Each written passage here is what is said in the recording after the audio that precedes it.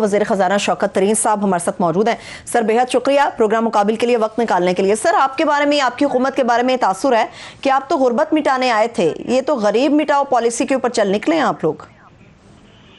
نہیں، میرے خیال میں یہ ایسی تو کوئی بات نہیں ہے، یہ تو ساری دنیا کے بیچ میں یہ جو سپر سائیکل آیا کموڈیٹیز کا، اس کی وجہ سے جو امپورٹڈ انفلیشن ہماری ہو رہی ہے وہ تو ساری دنیا میں ہو رہی ہے، وہ تو برطانیہ میں بھی ہو رہی ہے، امریکہ میں بھی ہو رہی ہے، انڈیا میں بھی ہو رہی ہے۔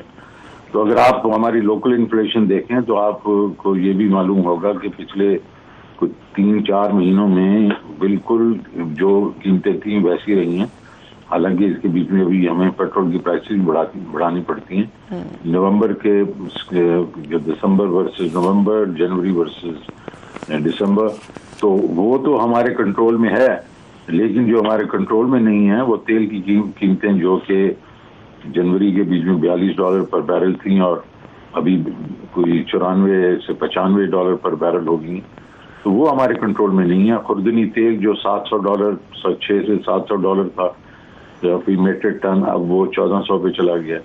کوئلہ اس طرح مہنگا ہو گیا، جس طریقے سے ہماری دالیں جو ہیں جو 70% امپورٹ کرتے ہیں وہ مہنگی ہوگی۔ تو یہ چیزیں جو ہیں یہ ہماری یہ ایک قسم سے ایک چیلنج ہے، لیکن ہم نے بھی اس کا سدے باز یہ کیا ہے کہ احساس راشن لے کے آ رہے ہیں، پھر اس کے بعد یہ کامیاب پاکستان پروگرام ہے، کامیاب جوان پروگرام ہے، اور اب میں کوئی 2-3 پروگرام اور لے کے آ رہا ہوں، 3-4 پروگرام جو اگلے 5 سے 10 دن میں، جس کا ہمارا موٹو اس وقت یہ ہے، کیونکہ یہ چیزیں تو ہم کنٹرول نہیں کر سکتے، یہ امپورٹڈ ہیں جو ہماری انفلیشن ہے، لیکن ہم یہ ضرور کر سکتے ہیں کہ ہمارا اس وقت ہے کہ مہنگائی کا توڑ اور آمدنی پہ زور۔ ہم آمدنی بڑھانا چاہتے ہیں اب لوگوں کی، اور اسپیشلی جو لوور مڈل کلاس ہے، اربن مڈل کلاس ہے اور سیلریڈ کلاس ہے، یہ بہت ہٹ ہوئے ہیں۔ باقی لوگ تو پھر بھی ان کی انکمز وغیرہ بڑھی ہیں، ان کی انکمز اتنی نہیں بڑھی، تو ان پہ ہم ان کی آمدنی کے اوپر زور دیں گے۔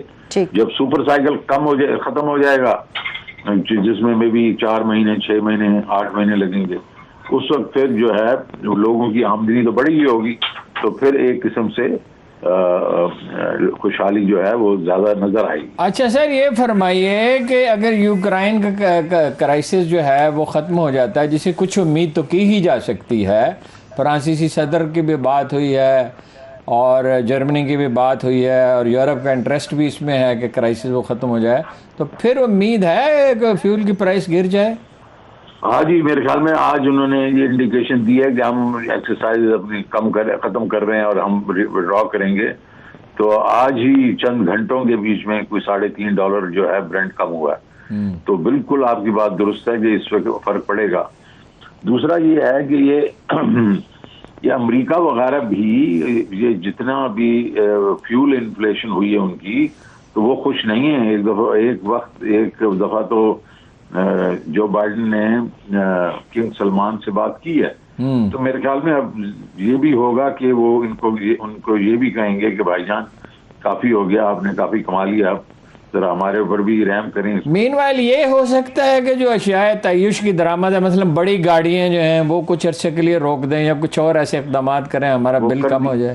وہ میں نے کر دی ہیں، دیکھیں، اس لیے آپ دیکھیں گے کہ دسمبر اور جنوری کے درمیان میں جو آپ کی امپورٹس ہیں وہ $7.6 بلین سے کم ہو کے $5.9 پہ گئی ہیں۔ $1.7 بلین جس کی جو امپورٹس ہیں وہ کم ہوئی ہیں، کیونکہ ہم نے ان پہ ڈیوٹیاں انکریز کر دی ہیں، اور ہم نے جو پھر کئی ایسی نان اسینشیل امپورٹس ہیں ان پہ ہم نے مارجنز لگا دی ہیں، ان کو روکنے کی کوشش کی۔ بہت شکریہ، بہت نوازش ہے آپ کی، پھر انشاءاللہ تفصیل تک۔ Thank you so much, thank you. ٹھیک ہے، دیکھیے یہ جو گاڑیاں وغیرہ کا ہے، کچھ جہاں ہم کم کر سکتے ہیں نا، عارضی طور پہ مستقل طور پہ نہیں کر سکتے۔ مستقل طور پہ اگر آپ دنیا سے کٹ کے زندہ نہیں رہ سکتے، تو بے شمار چیزیں ہیں۔ مثال کے طور پہ یہ جانوروں کی خوراک ہے، مثال کے طور پہ کھانے کی بعض اشیاء ہیں، اگرچہ اس سے بہت فرق نہیں پڑے گا، لیکن گاڑیوں وغیرہ سے تو بہت فرق پڑ سکتا ہے۔ یہ ایک رجحان ہو گیا معاشرے میں کہ بہت قیمتی گاڑیاں جو ہیں 2-2 کروڑ 4-4 کروڑ 10-10 کروڑ روپے کے لوگ خرید رہے ہیں، جس طبقے کے پاس پیسہ ہے، ایزی منی ہے یا ناجائز پیسہ ہے، وہ تو بہت نمود نمائش کرتا ہے. تو اس میں تو بہرحال جتنا بھی ہو سکتا ہو وہ کرنا چاہیے. لیکن ہارون صاحب بات یہ بھی تو ہے کہ آپ نے جس طرح سے گاڑیوں کی بات کی ہے، دو طبقے بن گئے ہیں اور وہ زور پکڑ رہے ہیں. امیر ہوتا چلا جا رہا ہے، غریب مسلسل نیچے جا رہا ہے. یہ بھی تو پرابلم ہے. وہ تو ایک لانگ ٹرم پالیسی سے ہی ٹھیک ہو سکتا ہے. مثلاً جو بڑی انڈسٹری ہے اس نے اس سال بے حد منافع کمایا، معمول سے کہیں زیادہ کمایا، یعنی اس کی مثال ہی کم ملے گی، لیکن مزدوروں کو تو نہیں دیا، ملازموں کو تو نہیں ہوا. وہ تو ایک کمپریہنسو پالیسی بنانی پڑتی ہے نا. اور وہ صرف وزیر خزانہ کے بس کی بات نہیں ہے، وہ کیبنٹ کی یہ ذہنی سطح ہو کہ وہ یہ کر سکے، مشیر ایسے ہوں. وہ وزیر اعظم صاحب دیکھیں نا، اس نے کہا تھا مہاتیر محمد نے کہ ایک حکمران کے لیے دو چیزوں کو سمجھنا ضروری ہے، سیاست کو بھی اور معیشت کو بھی. جی اب خان صاحب جتنا سمجھتے ہیں وہ اندازہ سب کے پاس نالج ہے اس کا. ٹھیک ہے، آپ نے کابینہ سے یاد کروایا، آپ کو خبر بھی شاید آپ کے نالج میں ہو، پنجاب کے اندر 4 نئے وزیروں کو شامل کرنے لگے. جی پنجاب میں 4 نئے وزیر، مرکز میں بھی کچھ وزیر. ابھی یہ معلوم نہیں ہو سکا کہ وہ حلیفوں میں سے، زیادہ کام تو یہ ہے کہ حلیفوں میں سے لازمی ہوں گے. مثلا یہ روکے رکھنے کے لیے، ان کو اپنے ساتھ روکے رکھنے کے لیے. اور ظاہر اور کس لیے؟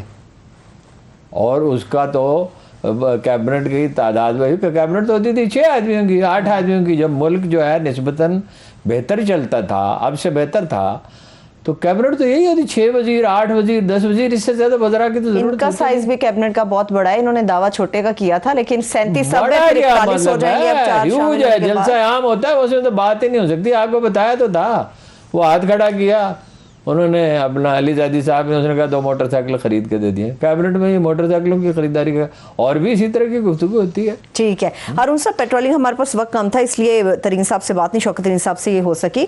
ایک شکوہ یہ بھی ہارون صاحب، پیٹرولیم مصنوعات کی قیمتیں جب عالمی سطح پر گرتی ہیں تو پاکستان کے اندر اس کا اثر پہنچتے پہنچتے دوبارہ سے قیمت پاکستان کے اندر آپ ہو جاتی ہے. یہ شکوہ بھی ہے.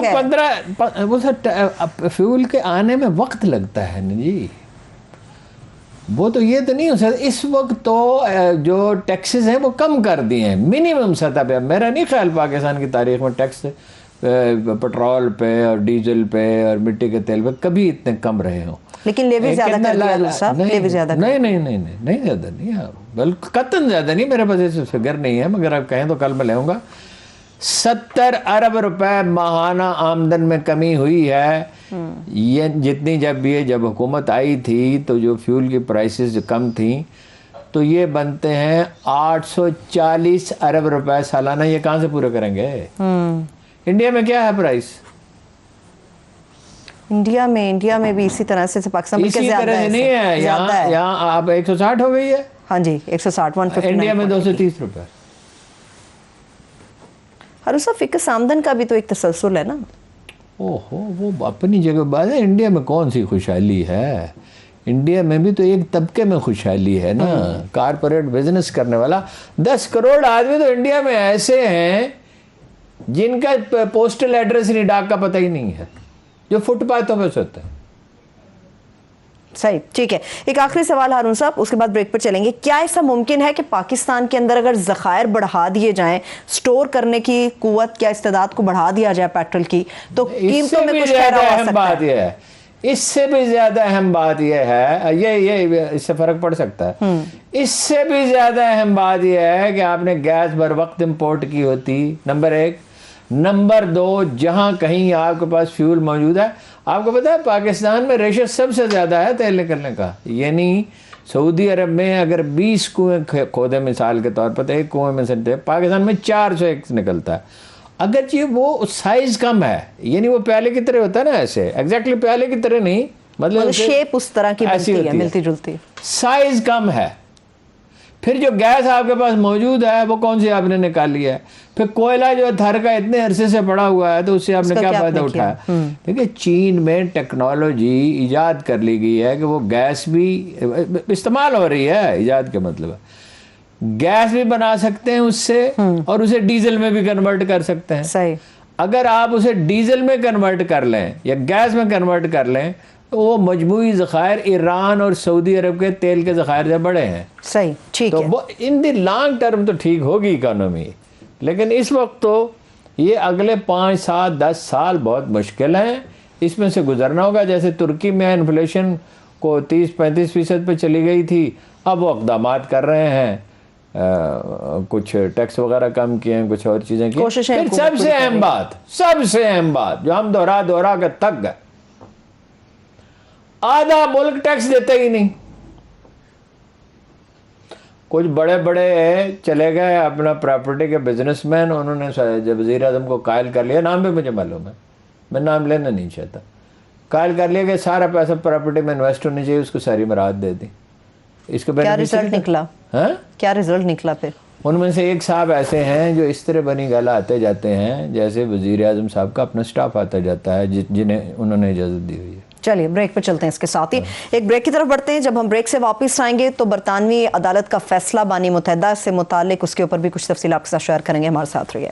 بریک کے بعد ایک بار پھر سے پروگرام میں ہم آپ کو خوش آمدید کہیں گے. ہارون صاحب، برطانوی عدالت نے یہ جو فیصلہ دیا ہے اس کو آپ کس طرح سے دیکھ رہے ہیں؟ اس سے پہلے میں ایک بات آپ کو بتا دوں، یہ گفتگو تو اس پہ کل کریں گے تفصیل کے ساتھ. جی یہ ابھی ڈاکومنٹ ایک محترم دوست نے بھجوایا ہے. جی بتائیے. یہ بڑی ایک دلچسپ بات انہوں نے بتائی ہے، میرے علم میں نہیں تھی کہ جو فرٹیلائزر پلانٹس کو فراہم کی جانے والی گیس کی 2 اقسام ہیں. کھاد کی فیکٹریوں کو جو گیس فراہم ہے جس سے کھاد بنتی ہے، جی تو فیلڈ گیس ہے یہ 302 روپے فی MMBT، یہ بیسک جو یونٹ ہوتا ہے MMBT اس کو کہتے ہیں.